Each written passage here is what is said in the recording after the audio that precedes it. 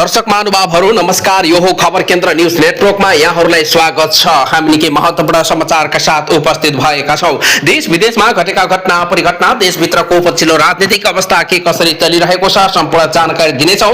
कृपया अन्त्यसम्म साथ दिनुहोला। यदि अहिलेसम्म हाम्रो च्यानलसँग जोडिनु भएको छैन भने सब्स्क्राइब गरी साथमा रहेको बेल आइकनलाई दबाई हामीसँग जोडिन नबिर्सनुहोला। सबै समाचारहरू उत्तिकै महत्त्वपूर्ण छ। कांग्रेसले संसदमा भन्यो सरकारका कारण युवाहरूको आशा निराशामा परिणत भयो। सांसद श्रेष्ठले भने प्रधानमन्त्रीलाई प्रश्न गरे भारतले मागे के दिनुहुन्छ। नेकपाले भन्यो सस्तो लोकप्रियता र प्रचारमुखी गतिविधिबाट देश बन्न सक्दैन। बजेट विवाद चर्किएपछि मुख्यमन्त्री शाहद्वारा एमालेका 4 मन्त्रीहरू बर्खास्त। 4 दिन संसद बैठकमा उपस्थित हुँदा प्रधानमन्त्री बालकृष्ण शाह 3वटा विवादमा परेको खुलासा। नेकपा एमालेको प्रश्न नयाँ रोजगारी सृजना गर्ने कि भइसकेकालाई पनि खोज्ने। मध्य प्रदेशको बजेट सर्वसम्मत तरिकाले पारित। कानून मन्त्रीले सभामुखलाई बुझाइन सरकारले ल्याएको 166 वटा विधेयकको सूची। देशभर करिब 55% धान रोपाई सकियो। शिक्षामा स्थानीय र प्रदेश सरकारलाई बढी अधिकार दिने संघको तयारी। उचित मूल्य नपाएको भन्दै गोलभेडा फ्याकेर माइती घरमा धरना प्रदर्शन। सीमा विवाद बारे प्रधानमन्त्रीले जवाफ नदिएसम्म विरोध कायमै राख्छौ। ज्ञानेन्द्र शाही प्रतिनिधि सभा बैठक 2 साताका लागि स्थगित हुने। कांग्रेसको प्रश्न आत्मदाह दुर्साहनको मुद्दा सरकार माथि चल्छ कि चल्दैन, यसको कानूनी प्रक्रिया के छ, जवाफ चाहियो कांग्रेसको माग। यस्तै महत्त्वपूर्ण समाचारका साथ उपस्थित भएका छौं। हामी सँगै रहनुहोला। अब भने सुरु गरौं पहिलो र विशेष खबर।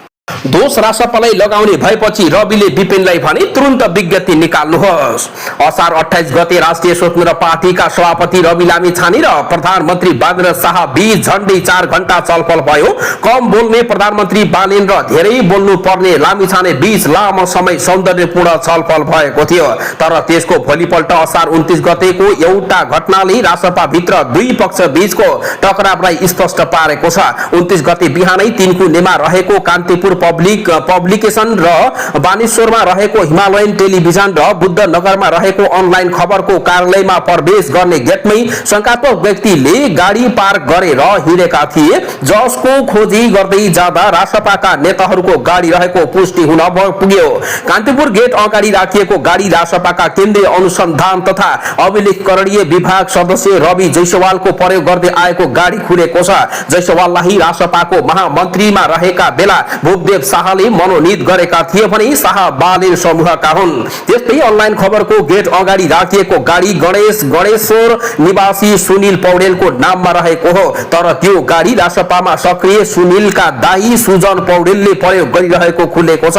त्यस्तै हिमालयन टेलिभिजनको गेटमा राखिएको गाडी राजीव काजी श्रेष्ठको नाममा रहेको देखिन्छ। सत्तारूढ दल रासपाकै एउटा खेमाले प्रेसलाई तर्साउन यस्तो हरकत गरेको समाचार आउन थालेपछि पत्रकारिताबाटै राजनीतिमा आएका रासपा सभापति लामिछाने चुप बस्न सकिनन्। राहदानी विभाग अगाडि आत्मदाह गरेका मुगुका 25 वर्षीय गणेश नेपालीको विषयमा मौन बसेका उनले तत्काल सोधपुछ गर्न थालेका छन्। अर्थात् बुझ्न उनले थालेका छन्। गृहमन्त्री सुदन गुरुङलाई सम्पर्क गरेको लामिछाने निकट एक नेताले जानकारी दिएका छन्। ती नेताका अनुसार गृह मन्त्रालयको जवाफले उनी आश्वस्त हुन सकेनन्। पहिला सभापति जीले गृहमन्त्रीसँग यो के भएको हो भनेर चासो लिनुभयो। ती नेताले भने त्यो कुराबाट उहाँको चित्त बुझ्ने छैन भन्ने कुरो देखियो। त्यसपछि मातहतका निकायहरूसँग कुरा गर्नुभयो किनकि एक्सनमा जानुपर्ने अवस्था बनिसकेको थियो।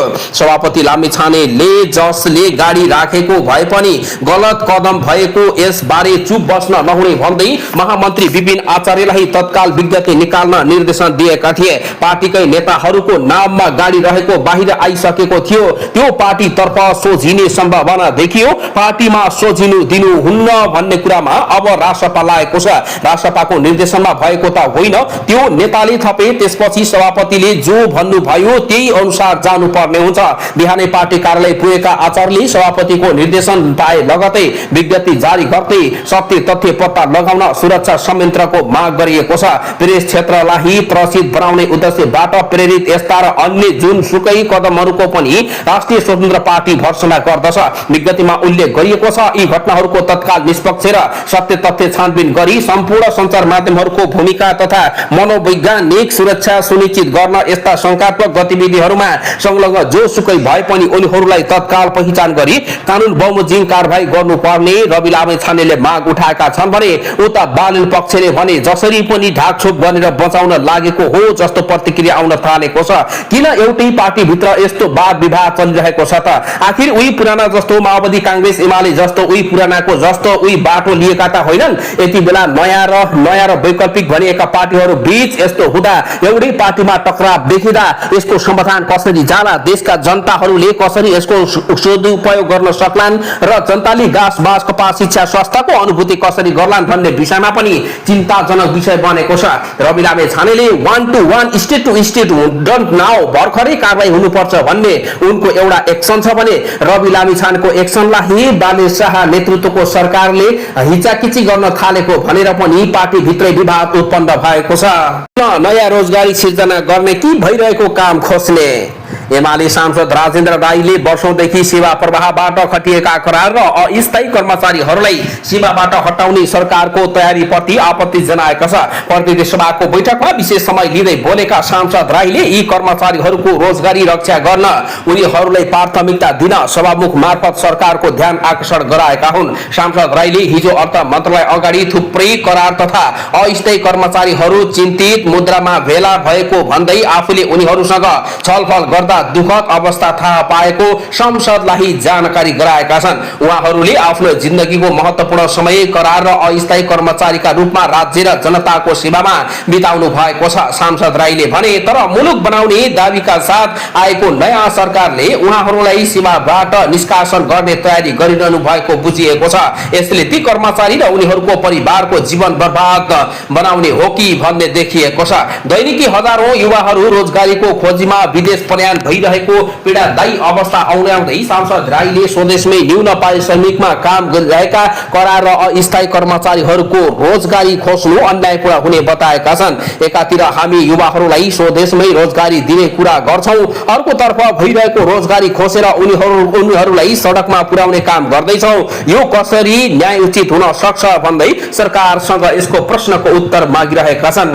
निषेधित क्षेत्र सिंहदरबार अगाडि अनेरा सबिउको चक्का जाम र प्रदर्शन, अध्यक्ष धामी सहित 6 जना नेता पक्राउ।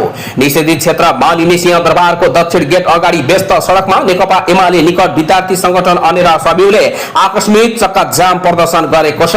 मुलुकमा राज्य आतंक बढेको, विधिको शासन मिचिएको र गरिबको आवाज दबाइएको भन्दै अनेरा सबिउले आन्दोलनमा उत्रिएको जानकारी दिएको छ।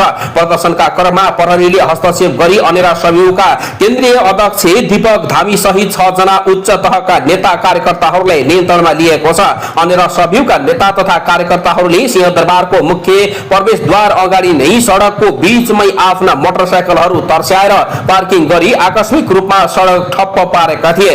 गरिबको आवाज दबाउन पाइँदैन, राज्य आतंक बन्द गर जस्ता नारा लेखिएका प्लेटकार सहित सडकमा उत्रिएका विद्यार्थीहरूको यो शैलीका कारण सिंहदरबार र आसपासको क्षेत्रमा केही बेर यातायात सेवा पूर्ण रूपमा प्रभावित समेत बन्न पुगेको थियो। निषेधित क्षेत्रमा प्रदर्शन हुन साथ तत्कालै खटिएको प्रहरी टोली बलले आफ्नो बल प्रयोग गरी सडकबाट प्रदर्शनकारी र सवारी साधन हटाएर यातायात सुचारू गरेको थियो।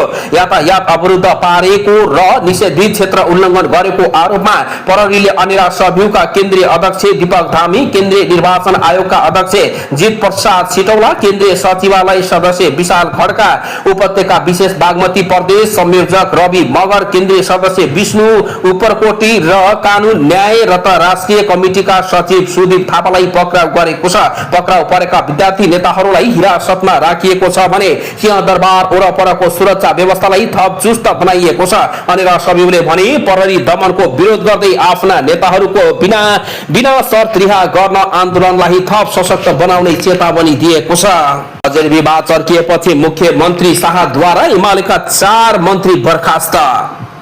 सत्ता साझा दल नेकपा एमालेसँगको बजेट विवाद उत्कर्षमा पुगेपछि सुदूरपश्चिम प्रदेशका मुख्यमन्त्री कमल बहादुर शाहले बुधबार एमालेका 3 मन्त्री र 1 राज्य मन्त्रीलाई पदबाट बर्खास्त गरेका छन्। बर्खास्त हुनेमा भूमि व्यवस्था, कृषि तथा सहकारी मन्त्री वीर बहादुर थापा, आन्तरिक मामिला तथा कानून मन्त्री हीरा सार्की, भौतिक पूर्वाधार विकास मन्त्री सुरेन्द्र पाल तथा भौतिक पूर्वाधार विकास राज्य मन्त्री निर्मला देवी साहू रहेका छन्। मुख्यमन्त्री शाह उच्च स्तरमा छलफल गरेर बुधबार मात्रै काठमाडौँबाट धनगढी फर्किएका थिए, तर बजेट पारित गर्ने समयमा एमालेसँग सहमत जुट्न नसकेपछि उनले एमालेका मन्त्रीहरूलाई पदमुक्त गर्ने निर्णय गरेको उच्च स्रोतले जानकारी दिएको छ। सुदूरपश्चिम प्रदेश सरकारको आगामी आर्थिक वर्ष 83-84 को बजेटलाई लिएर केही दिनदेखि नेपाली कांग्रेस र एमाले बीच तीव्र विवाद चलिरहेको छ। बजेट पारित गर्न पटक पटक छलफल भए पनि सहमति जुट्न सकेको थिएन। मुख्यमन्त्री शाहीले मन्त्रीहरूलाई बर्खास्त गरेको औपचारिक पत्र भने सार्वजनिक हुन बाँकी रहेको छ।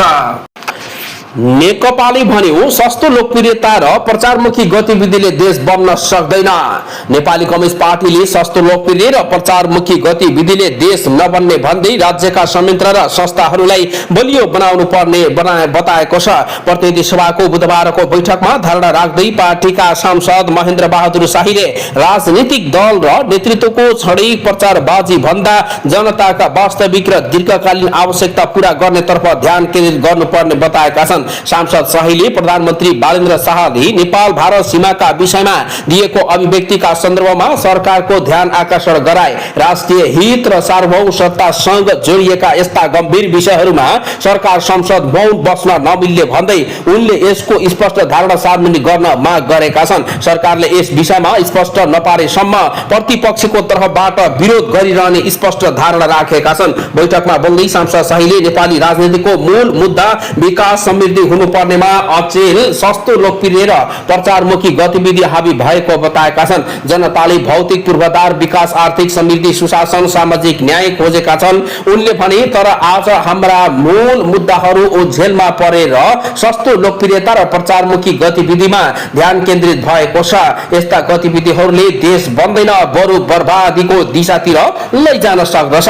उनले सरकारले काम गरेर जवाब दिनुपर्ने प्रचारवादी फन्डा र काँचो काम गरिरहेको आरोप समेत लगाएका छन्। यसले जनतामा सरकारप्रति आशा होइन अविश्वास मात्र पैदा गरिरहेको उनको भनाइ छ।